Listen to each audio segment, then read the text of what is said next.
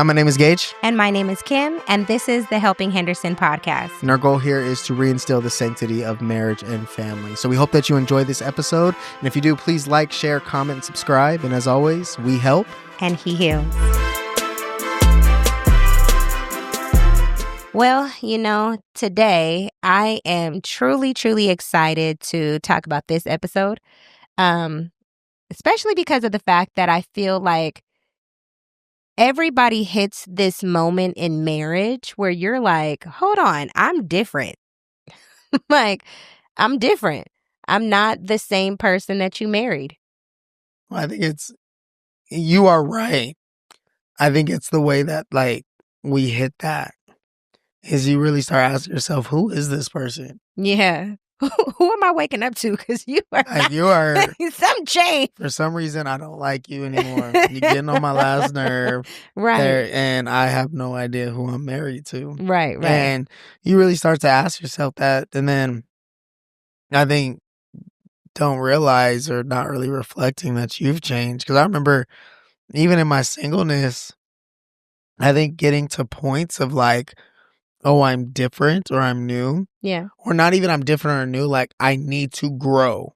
Yeah. I remember in college, especially in college or when you're in school, as the years change and pass, you do realize okay, I'm a sophomore. I can't act like a freshman now. Right. Oh, I'm a junior. I'm an upperclassman, so I can't act like a lower class. Oh, I'm a senior. These are what seniors do. And you're trying to figure out who you are, as you're going through the stages and being a senior in college, you can already drive, but then you turn 21 and you're like, oh, now I can legally drink. Right. And I only bring that up as because it's a natural progression and there's a specific progression within school that indicates a need for growth. Right. Or change or development. Now, there's some people that don't do it because I remember, right, which is sad. Yeah, it is sad, but I do remember 6-year seniors. Yeah, and they were still hanging out with the freshman, sophomore income. Those were those type of guys and girls. You know what I mean? I mean, but it's even some people that get to a point where they're trying to hold on to the yesterday, hold on to who they are. 100%. And it's one of those things where even where you find that in marriages or relationships, and it's people be like, wow, you've changed. And that can be a complete, one thing that really sets another spouse off, that says that I'm completely turned off by the person that you're not even necessarily that you're becoming, but I'm upset that you've changed. Yeah. And you're holding on to something that is not a reality. Because yes, you may have fell in love with something. Did you continue to fall in love with it? That's good. And I think we miss that oftentimes, especially in our relationships, marriages. I've done a lot of premarital therapy, premarital counseling, and I've asked couples before, what would make you want to divorce or leave this person? And the answers I've gotten is, of course, the big thing, if they've cheated on me. Yeah. Or if there's any, domestic violence, that's a no, And then I've heard multiple times, what would make me want to leave this person is if they just do a complete 180 to who they are today. Mm-hmm. And I look at them very straightforward, very straightforward in their face. And well, then I would encourage you not to get married. Right. Because this person is going to change. They're changing. They're going to be different tomorrow. Mm-hmm. If you're in premarital, you've never, for someone who's never been married, they've never been married before. Yeah. It's a whole nother weight and responsibility. Right.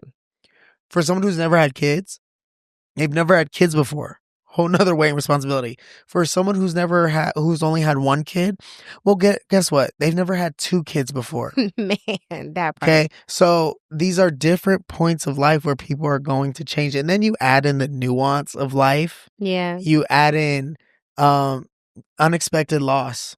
Man. You add in job loss. You add in totaling a car. Yeah. Right. You add in just the woes of life that are going to happen. For sure. Because they happen. For sure. That person changes with those experiences. Yeah. Yet, how do you, before getting into this thing called marriage and family, Mhm. make up in your mind that I am going to not only continue to love this person, Yeah. but I'm going to continue to learn this person? Yeah. I think something that you said that I like that you are thinking from that level because I think it comes with like what are your foundational like principles of a marriage?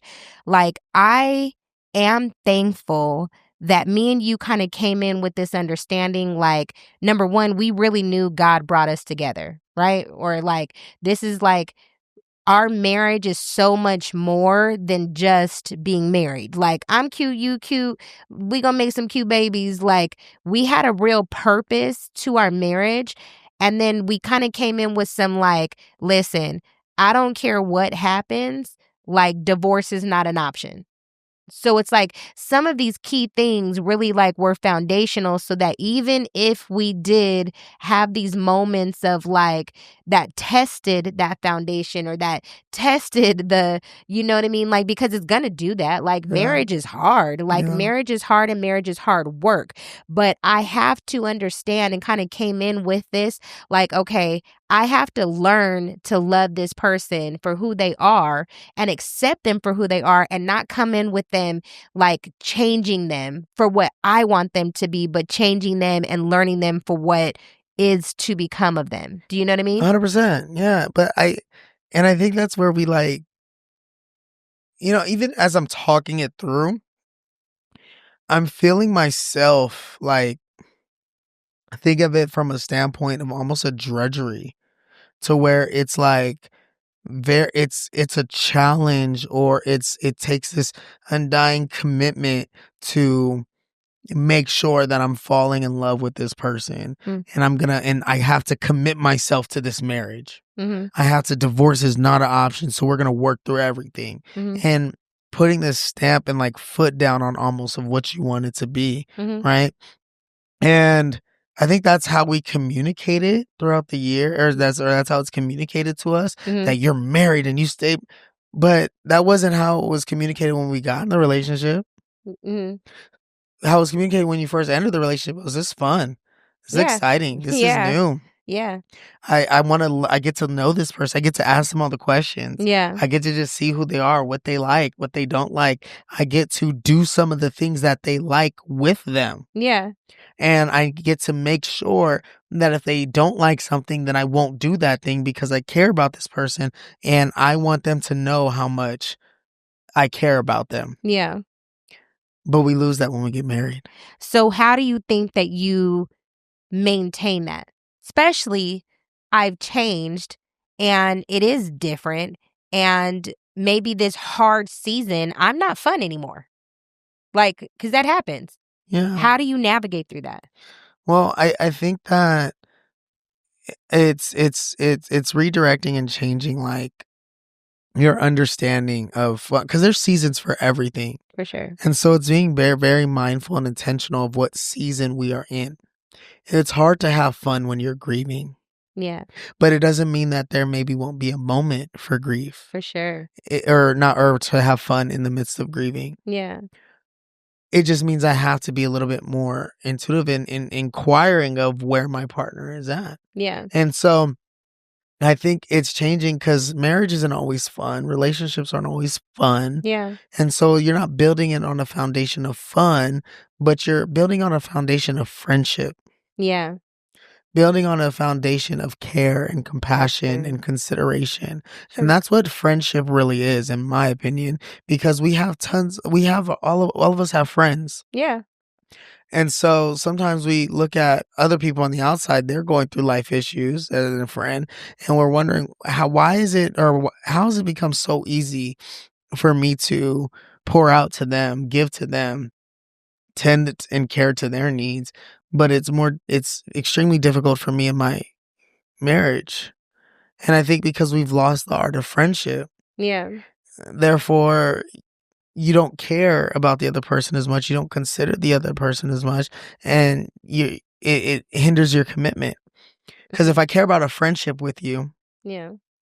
I am going to constantly care about the things you care about, Yeah. or at least communicate them to you. Mm. Yeah, I think what you're saying though is right there is that the communication piece, because I feel like a lot of times we get stuck in the mundane, the cycle of we have to get up, get in the morning, get the kids together, do this, whatever it is, just whatever the routine is, right? Yeah. Then we forget the aspect of communicating each other's needs, communicating to each other, like, even have I even articulated that there's something in me that's changed, and therefore because I've changed, have I communicated the new need from the change that I've experienced? Yeah. Do you know what I mean? And 100%. I think it's one of those things where we lose the ability to stop talking about it and feel like this person is still doing the old thing that I like, and now that old thing is like bothering me. Yeah. Yeah. Yeah. But Yeah. but did I actually communicate, "Hey, you know what? I don't like that anymore." One of the things that I think the biggest things I learned, you know how we have the 5 love languages and all the Yeah. things, Yeah. right? Yeah. And then, like, maybe when we first got married, my first love language was, like, words of affirmation and, physical touch, right? That was great in the marriage. Now that we have kids, it's changed where actually I like acts of service because me having to clean up. Fold something. Right. Fold something. That's a great thing for me because now we got kids and we got things that we're doing, and me coming home to you doing something that I didn't ask you is like amazing to me. But did you take the time to look in the mirror? Right. Or did I take the time in the mirror to even articulate that that's what I now need from you? Yeah. Yeah. You know what I mean? For And sure. say like, "Hey, actually I don't like that anymore." Yeah. Yeah. And not be hurt, the other spouse not be hurt by the fact that they said It's just something. different. It's just different. Yeah. Because I think that we all need to first, like, yes, definitely look in the mirror, because if I'm getting frustrated, I'm frustrated. Right. I think the problem that we do oftentimes is why it's hard for us to change and grow with these people, with our partners, is because if I'm frustrated, it's your fault. I was gonna say you make the other person the issue. Yeah, I'm frustrated because you are da da da da. Da. No, if I'm frustrated, I need to search my frustration. That's good. What is the thing that's making me frustrated? And because oftentimes frustration is an unmet or unspoken expectation. Yeah. You're looking forward for something to happen, but it's not happening. Therefore, you get frustrated with the outcome. Yeah. When the reality is the outcome worked in one season That's true. That's and a it just fact. doesn't work for you anymore. Yeah. But you haven't taken the time to self reflect, Yep. look at what's frustrating me, Yep. and then even ask yourself, okay, what is it at this time that I really want and really need? Yeah. Have I communicated that? Yeah. Have I made it known? Mhm. So if you haven't communicated and made it known to your partner, your frustration is 100% solely on you, but you have to understand and know yourself. How are you different in changing? I remember there was one time, I'm not sure if I shared this on this story, but we had just had, no, we didn't just have our middle child. Um it's probably like a year or so after having our middle child. And I remember going to you and telling you, like, I just feel really soft right now. Yeah, you did. Like, I feel soft. You Like, did. I feel I'm very like, but I had to, but I remember feeling like that for like maybe a month or two Yeah. where things were just off. Yeah. And I remember communicating with you in bits and pieces about it, Mhm. but I'm not understanding what the issue was, because I was like, yeah, I just don't have any energy anymore. I don't know what's going on. Yeah, I don't have any interest in working out like I used to. And mind you, I remember telling you, like, I've been an athlete my entire life. Mhm. Working out is just what I do. I really enjoy doing it. Mhm. So I wasn't working out. I didn't have energy. I was just like, I don't know what's going on. And then I remember just coming and sitting home, and I was just like looking at you. I'm like, I just feel really like emotional, Yeah. and I don't understand what's going on. And then but I had to self reflect, and you asked me like, what do I need? And I was like, I genuinely don't know. Yeah. Um, Now, long story short, the reason I'm bringing that up, because I had to look within myself that there was a change. Yeah.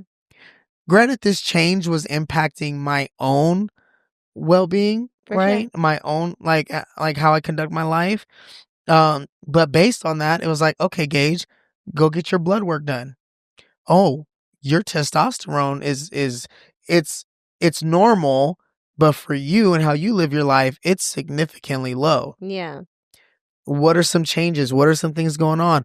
Oh, maybe have like a little bit of understanding and grace. You guys just had a baby. Women they emit pheromones within the house, and it makes everyone more caring and more considerate towards the baby and the child rearing. While at the same time you're in a house full of women. Like, let's look at this thing bit, but Gage, you have to look at yourself, For sure. make the necessary changes that you then need to Mhm. make.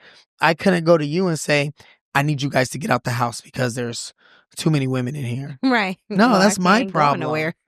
Like, you're not going, you know what I mean? Like, that's my problem, but I have to look at myself. And even then, like, you noticed me changing, Yeah. right?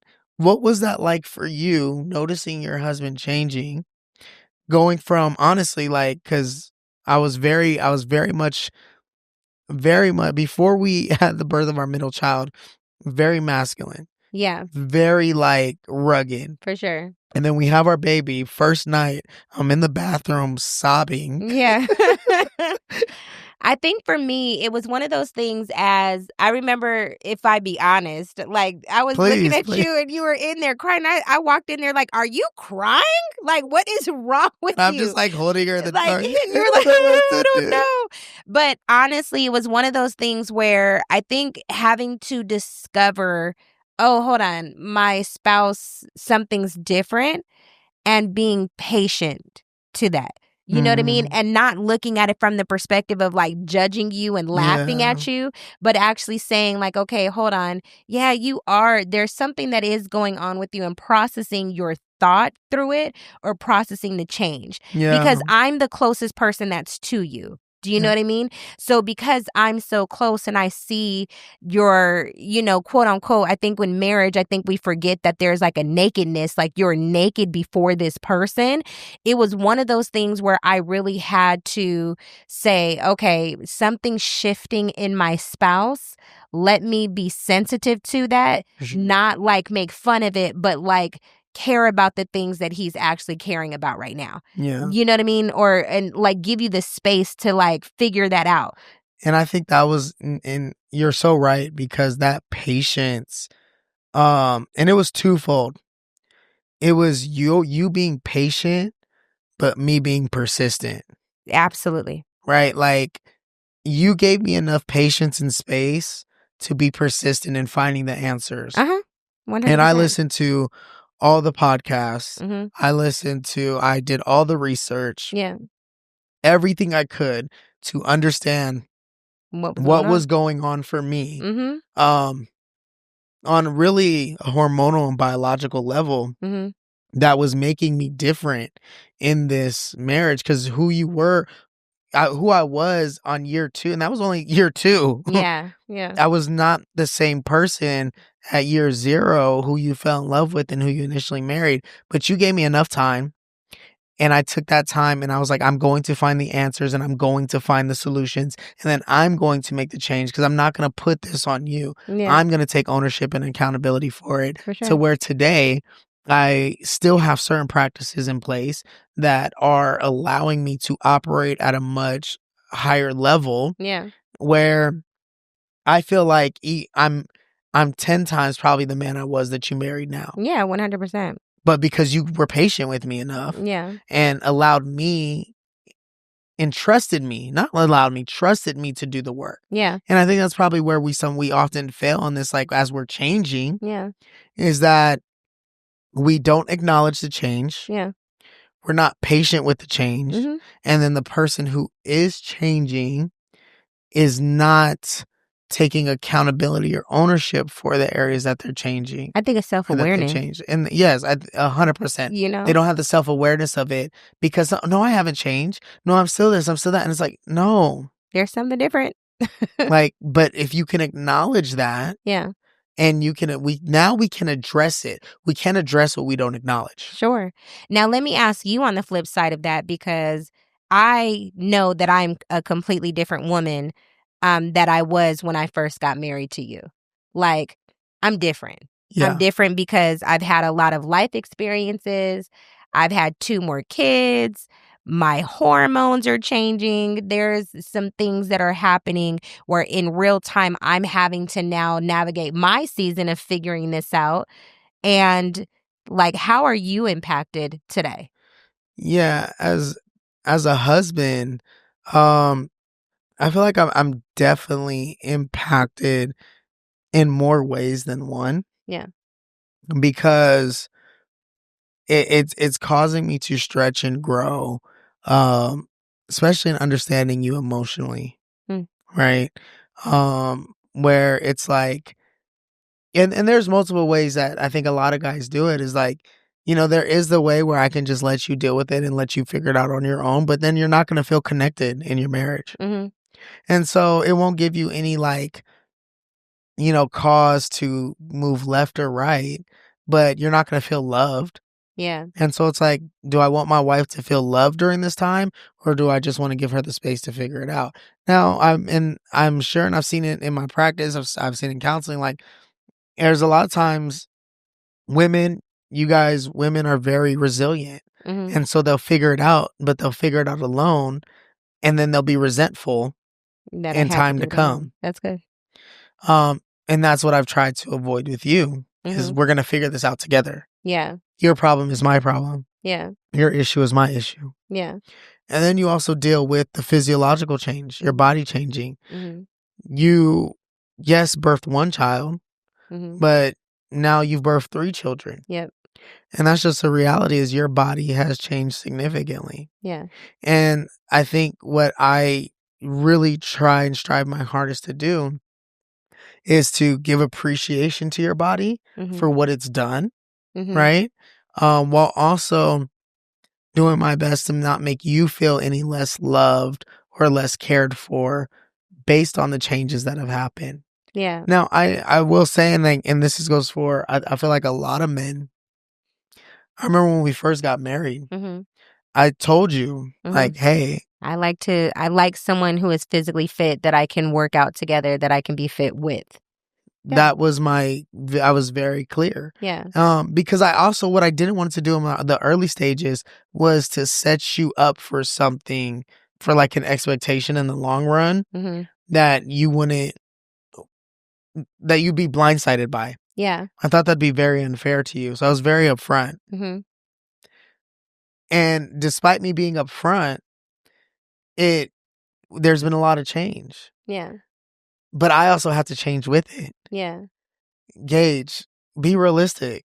Your wife is X age with X amount of kids, X amount of responsibility, and and she was not an athlete like you are. Yeah.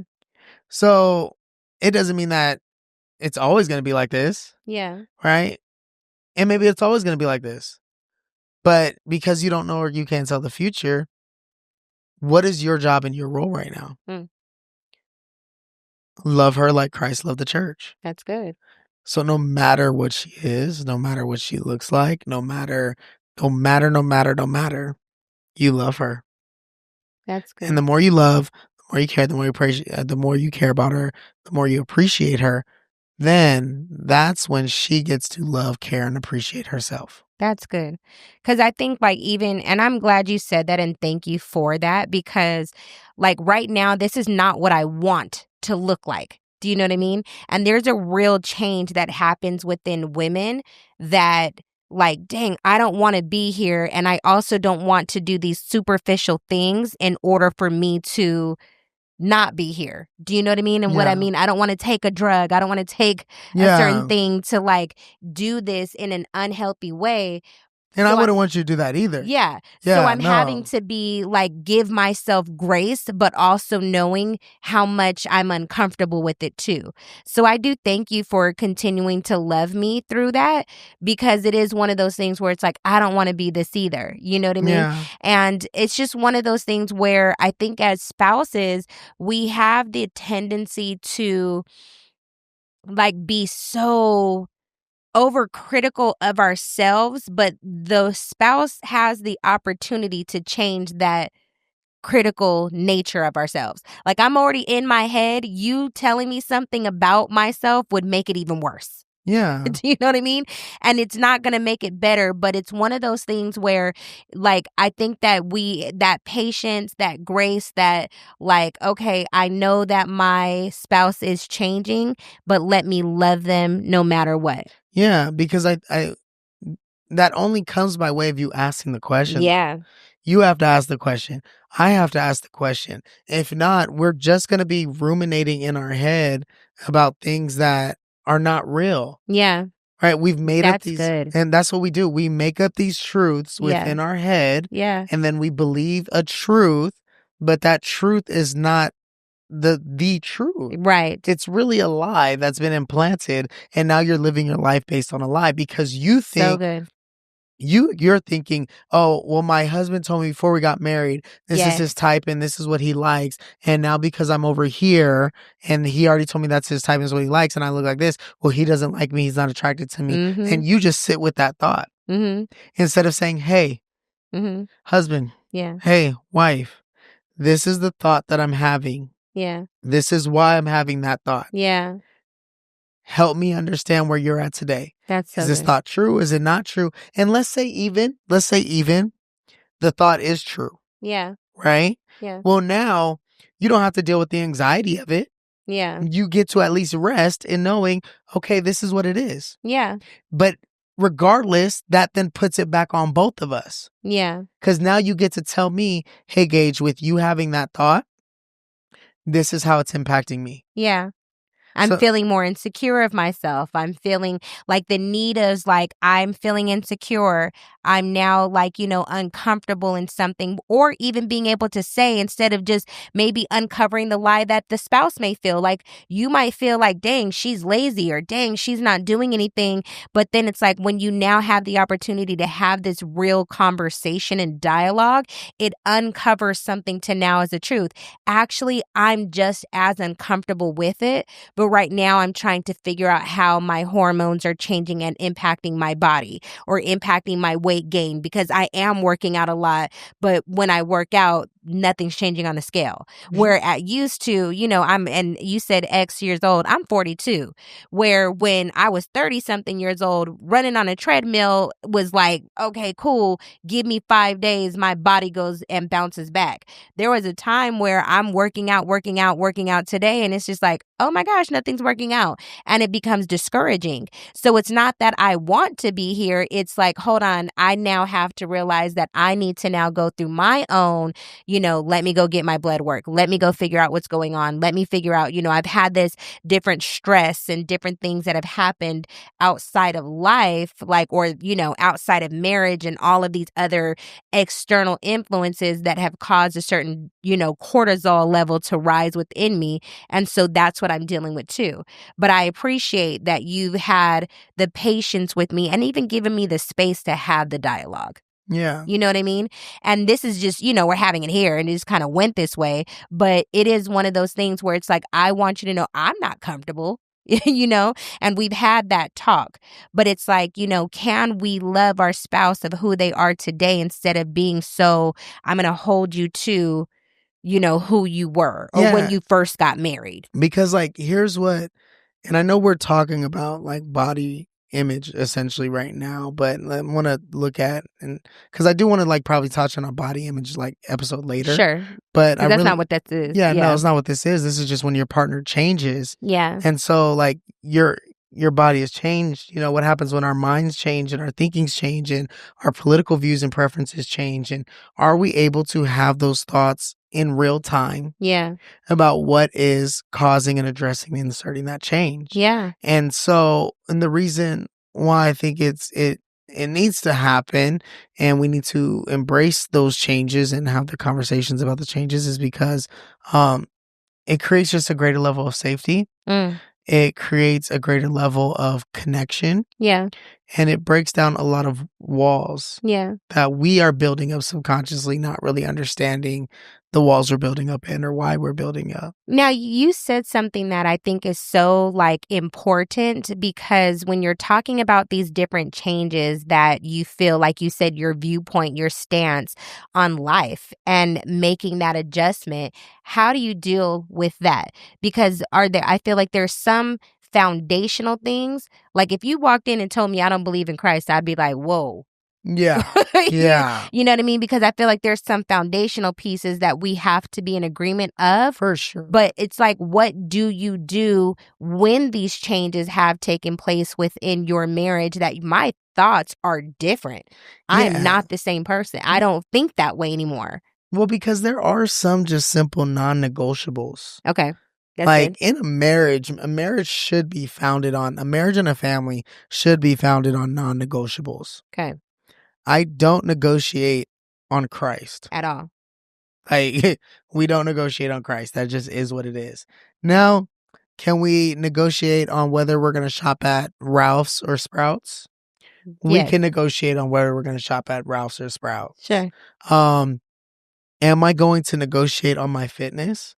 For me, That doesn't work for you. that does not work for me. And that's fair. And so, and this has been, Gage, do you have to wake up at 4 o'clock in the morning? Gage has to. I only say that, Gage, do you have to wake up at 4 o'clock in the morning because you wake me up? It's not my problem. You know. But hold on. But that's a good point because it's a non-negotiable, should I tell my spouse go sleep somewhere else because of the fact that I don't want you to wake me up? Well, to me, it's a non-negotiable that we put our kids down to get to bed together and we sleep in the same bed together. So I have to now decide, because it's a non-negotiable, that I want to have a safety within our marriage, that we sleep with each other, we have that healthy, relationship and intact. Then yeah, I'm gonna have to just be, wake up for a second at 4 o'clock in the morning and then go back to sleep. You got to eat that. Yeah, because it's one of those things you can't expect the marriage or the family to revolve all around you. It's not going to work that way. for sure. There has to be give and take. And so I never say that compromise is the most unhealthiest thing that a lot of people can do, especially in marriages, families, relationships, whatever. Because compromise, meaning if something is compromised, that's not a good thing. Yeah. I mean, something is not working well. Something is malfunctioning. It's compromised. It's going to cause more damage later on. So we don't compromise, but we do collaborate. Oh, that's good. That's really good. So what I mean by that is we're coming together to say, what is this going to look like then? Because this is my non-negotiable. This is your non-negotiable. Let's say your non-negotiable was like, listen, I need to get my full 8 hours of sleep uninterrupted. Okay, cool. Then you know what? How about on these days I work out, that I wake up at 4 o'clock in the morning, I'll help you put the kids to sleep, and then I'll go somewhere else so that way you can get uninterrupted sleep. Mm-hmm. But we have to collaborate to agree on that. Because here's what'll happen, and I want to take it back to like the body image, because that's one thing that you could just use. I want to use as an analogy, like, right? Let's say you were like, no, he really wants me to look this certain type of way. Then you did everything in your power to get to that certain type of look, no matter what it was, and just insert anything, and you got to that look. Would you be happy with it? No, because I felt like I didn't do it for me. I did it for you. Exactly. Yeah. And that's what happens in a lot of the relationships, a lot of marriages, a lot of families. They do something for the benefit of someone else, and it causes greater turmoil later on in the relationship. Well, you know what? That brings up a point to something that you're saying that I think about, that a lot of marriages do. I fake it for you. Yes. Like I start doing things or changing myself or be the person that I think you want me to be, and silently resenting that. Then I'm not even living my most authentic self. Yeah, you're angry at yourself. You're angry at me. Mm-hmm. You're angry at the cat if you have one. Like, you're just angry because what you said right there is you are living inauthentically to yourself. More so, and this is the priority.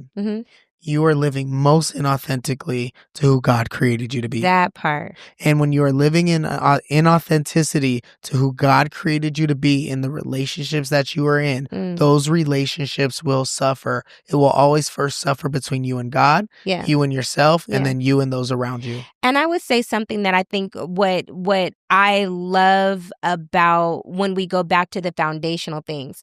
One of the things that I was able to be was my most authentic self as how I love God.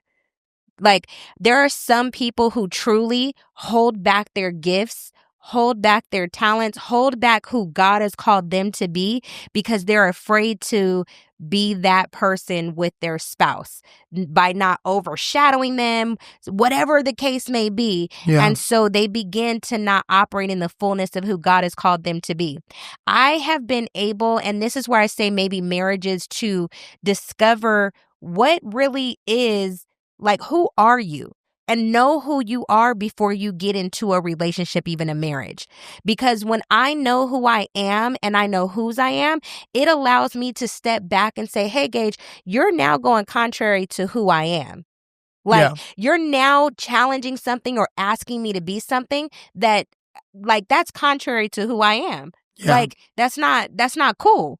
And so we have that ability to respect the boundary, but also respect who we are and who we become. Yeah. You know what I mean? And I one of the most powerful things that I think you said to me recently, we were in bed and we were talking, and you were just kind of saying something in terms of like, I will not allow you to say that I haven't changed. When we first got married, I was, 26 and a father, an instant father to, a then 13, 14-year-old child. And now I'm a 32-year-old man. And for me, I know that I've changed. You can't say that I haven't. Yeah. And I remember the moment that you said that, how immediately I was like, you're right.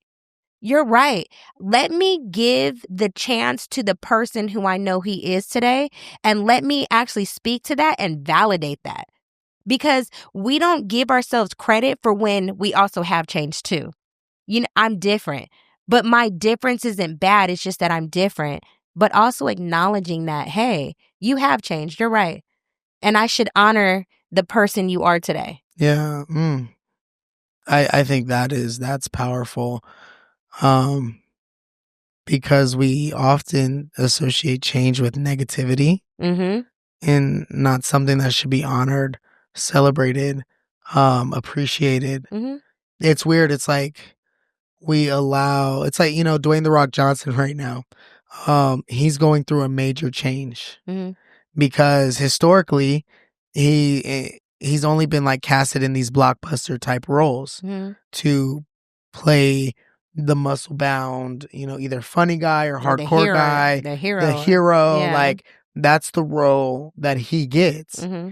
And then I was reading something about him. He just did this biopic about one of the first like UFC MMA fighters, really prolific guy. And he said he took that role because it allowed him to step into another type of genre of acting. Mm. But that's growth for him. Yeah. That's him taking his acting career to a much greater level. So then he pops back up, no one's seen him for like a couple weeks and he looks completely shrunken down. Mm-hmm. Well, he's going through a change Mm-hmm. to better his career. Yeah. But we're not saying shame on you. How Yeah. dare you? No, we're honoring and celebrating it and are excited to see what is going to come from this change. And the same change that was it Batista? I think John Batista. He did because he was a wrestler, muscle bound guy, going through all these different type of roles, and then now he goes from WWE wrestling to acting in various different roles across the board by allowing himself to change. All that I'm saying to say is, I really love that you said, how do we honor the change instead of hating the change, Mm-hmm. fighting the change, Yeah. rejecting the change, Mm-hmm. and so Well, I even think if you just stay on that for a second, rejecting the change, because a lot of the times when someone has changed and you start to reject the change, I now enter reflect that I'm being rejected. yes, yeah, yeah, So it's like that's so important within a marriage, in a relational dynamic where you have to recognize this person has changed, but let me continue to love them, but let me acknowledge that change, because if not, you're rejecting them. And now the person feeling rejected is either A, going to do one of two things. One, they're going to check out. Two, they're going to begin to be angry about that because it's like, dang, you've rejected like me. yeah. And let me add on to that. um, people reject when they're rejected. Mm, mm, So you've rejected me. Well, then I'm going to reject you. that's good. I'm going to reject everything that comes with it. Yeah. And so we're wondering why we're not being received because we've subtly sent messages of rejection. Mm. And now I'll reject you before you reject me. Ooh. And now it's like we're at this standstill Yeah. where the It's a marriage is, showdown. it's a showdown. Yeah. And now the marriage doesn't want to progress. The marriage doesn't want to move forward. And I feel like it's one of those things where we have to truly see we're always going to evolve. And we should. We should not be the same. I would be sad if we were actually the same marriage we were when we first got married. Yeah. If you are dealing with the same issue Hmm. that you dealt with X amount of years ago, ask questions. Yeah. I mean, but that's the Take same thing. inventory. When I was a child, I thought like a child. Spoke like a I child. spoke like a child. So it's like those are things where we have to get to the place of where I'm no longer doing those things, but I'm now operating in the good. fullness So good. of who I'm supposed to be. So I don't want to think like the child that I was when I was Yeah. first married. I want to think for the grown woman, the child of God, the who I am today, and be accepted and loved for that. And what you're speaking to is that when you're a year old, right, that's very infantile, but when you're a year married, it's very immature. Yeah, super immature. There's a lot of love, a lot of excitement, Yeah. but it's a very immature marriage. Yeah. And it's not until you get to, I mean, maybe 10, 15, 20 years, Mhm. does your marriage really start to mature over Mhm. that time? And are you putting away those immature frameworks and immature ways of being and allowing your marriage to develop into the maturity that it's supposed to be? Well, also thinking just to add this is why a lot of people, when they're at their early stages of marriage, don't realize the magnitude of the attack that takes place because the enemy is going to steal something when it's in its infantile stage. He's going to break it at that point. That would be that if he can take it then, because he Well, that's knows the easiest way to end that's the life. easiest way to end life. So he knows that. And so that's why be ahead of that by recognizing we are going to change. Change is good. Even if we have political thoughts, even if we have whatever ingrained thoughts, what are those non-negotiables that we have? And if it doesn't violate those non-negotiables, we can have a conversation and we can agree to disagree. We don't have to always be in agreement, but collaboration is great. How are we going to move forward and being in agreement with how we're going to move forward, even with those different thought For processes? sure. And so I love what you just said because I think that's a great next step, especially as we're starting to wrap this episode up. And I would say a couple questions to ask yourselves. Okay. Who am I today? Mm. Who is my partner today? Mm-hmm. How can I love them today? So good. Just answer those 3 simple questions. So, thank you guys for tuning in. Please continue to like, share, comment, subscribe. We pray that this was a blessing. You guys take care. Yeah. Love y'all.